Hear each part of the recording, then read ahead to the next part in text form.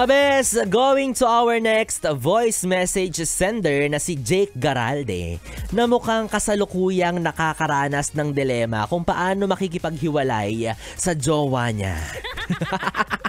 Dahil ang kanyang song request at pabati ay... Hello, good afternoon DJ B-Boy Bibo. Pa-request po kami ng kanta There's No Easy Way to Break by James Ingram. Thank you.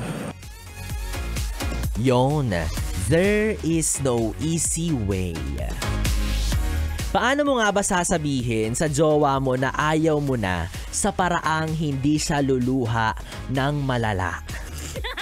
Diba? Isa yan sa mga struggles na mga gusto nang makipaghiwalay no? Hindi rin naman kasi talaga madali. Kaya nga sabi ni Jimmy Bondoc, diba? Gumawa siya ng kanta.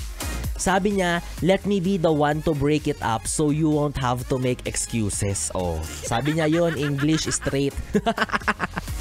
Ay nako, kaya lang naman ayaw mo pa rin makipaghiwalay kasi hinihintay mo lang na ako na yung kusang sumuko para ako yung masama sa kwento. 'Di ba? Pa-victim ka. Kala mo style mo bulok, ginawa ko na yan eh.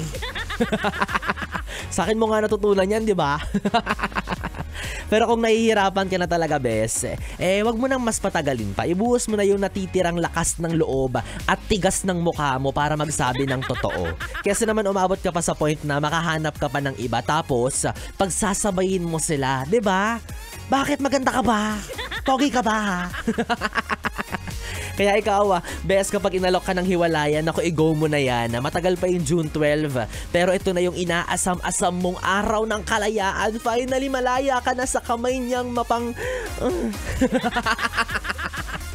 Ayan mga best, sa mga gusto rin bumati at mag-send ng kanilang request, i-voice message mo na sa akin yan, isend mo yan sa aking Facebook Messenger, DJ B-Boy Bibo, at malay mo, ang paborito mo ng kanta ang susunod na maririnig mo sa radyo. Kaya naman tuloy-tuloy ang pakikiminaw para lingaw, dito pa rin sa istasyong huntahan ng mga young and fresh, ang 101.1, yes, the best. And for our next song requested by Jake Garalde, There's No Easy Way, James Ingram, kanta na!